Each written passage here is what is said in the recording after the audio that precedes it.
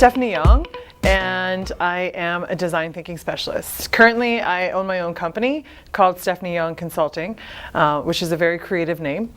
And what I do is I utilize the principles of human-centered design thinking to help businesses with strategic process, problem solving, product development, and amongst some of the other things that we utilize it for.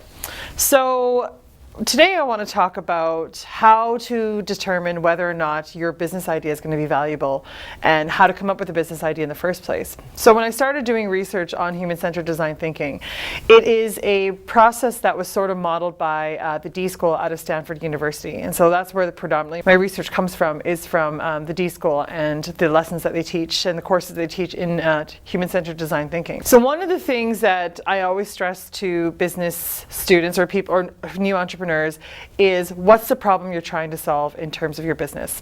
A lot of times we go through a process of asking people to describe what their business is and to really just like simplify it down to 5 sentences. And a lot of people usually can't do that. But the second question we always ask is, what's the problem that you're trying to solve? And when people put that down on paper, more times than not, we look at that problem and we have to ask ourselves, is that a problem that actually exists in the real world? Is that actually a problem for people? The hardest thing you can do as an entrepreneur is to sell your product, is to convince people to change their day-to-day routine to also include your product into their day-to-day life. What's even harder than that is also adding on the problem of telling people, hey, by the way, you have a problem too. So instead of you having to come up with what's the problem and the solution and convincing people that not only do they have a problem and you have a solution, why don't you just go in and figure out where there's a problem that exists already and how do you find a solution for it? So that is sort of the underlying principles of human-centered design thinking. So human-centered design thinking comes in 5 different stages: discover, reflect, identify, create, and test. And again, the goal of human-centered design thinking is to be able to pull out and extract human insights. So basically, you want to be able to look very in-depth at your end user and be able to extract things that are present there that they may not know about. Because when you think about the most successful products that exist in the world, they're products that just eased very seamlessly into your life. You didn't even know that you needed a smartphone, and when they created a smartphone and you put it in your hand, all of a sudden your world was open. All of a sudden you had way more opportunity. That's the goal of creating a product. That's the goal of presenting a product, is to ease very effortlessly into someone's life. So when you get into human-centered design thinking, we start off with stage 1, which is called discover. Now they can be termed other things, but I coin it discover. In the discover stage, there's 3 objectives that we want to do: observe, engage, and immerse ourselves with our end user.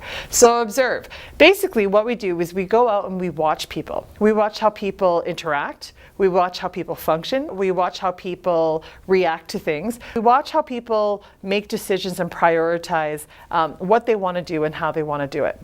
Why do we do this? Because again, we're trying to pinpoint out, we're trying to figure out commonalities amongst human beings. We're trying to find a pattern, a theme that we can follow, because that's where you're going to find that there's a problem that exists already.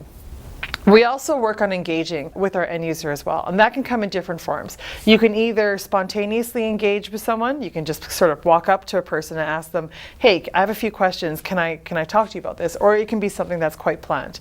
And we work on immersing ourselves with our end user as well. So really what that means is we'll do anything to put ourselves into our end user's toes. So anything you can do to put yourself into their shoes and to think about how they function, what their perspective is, how they're making decisions, that's how you're going to start to draw some more insights into understanding what your end user needs.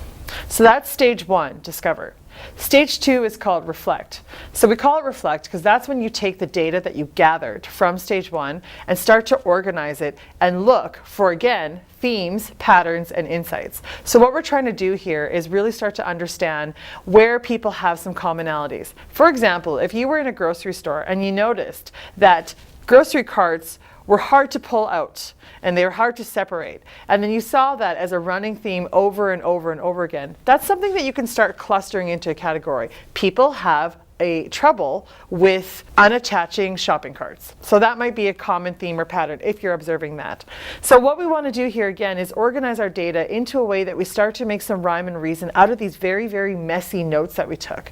And again, human-centered design thinking isn't about making things perfect. It really is about taking the mess and the unorganization and finding some common themes and making some sense out of it.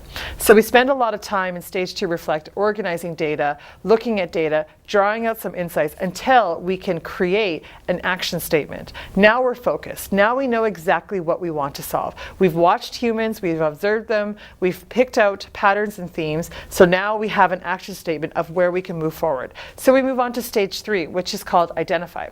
And basically that's just another way of phrasing a brainstorm.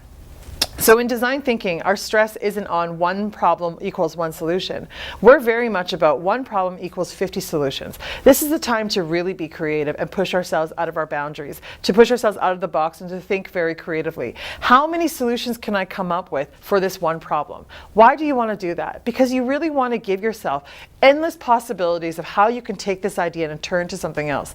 Another thing we don't do in design thinking is erase or delete anything. We keep everything because you never know where there's some hidden gems in some of the insights and the data that you've observed and you've organized. So in stage 3 reflect, we work really hard on creating a brainstorm and really pushing ourselves outside of the box and thinking about as many ideas as possible for this action statement that you identified from stage 2.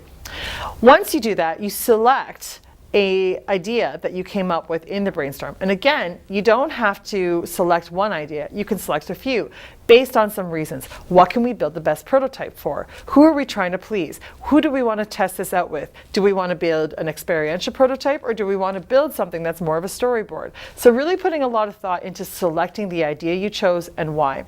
That moves us into stage 4, which is create. So create is the stage where we focus on creating an experiential and interactive prototype. So in this stage, you want to actually make sure that you're creating a prototype that you can put into the hands of your user. You want to see how people are going to react to what you built. It's a great tool to fail fast and fail cheap, and it's also a great tool to settle any disagreements amongst your group as well, because you're bringing your idea that you had on paper to life in a prototype. Stage 5, of course, is called testing, and that's when we actually take that prototype and we put it into the hands of the user.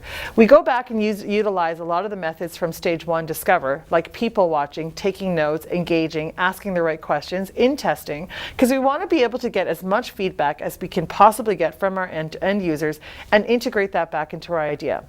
So those are the 5 stages of human-centered design thinking. Discover, reflect, identify, create, test. 5 stages doesn't end at 5. It's actually an iterative cycle. You keep going and going and going. It's something that you keep hashing out over and over again until you feel like you've come to the ultimate solution. When we go through this iterative process, we're not trying to find the perfect answer. We're just trying to find more questions that makes us understand and engage with our end users better.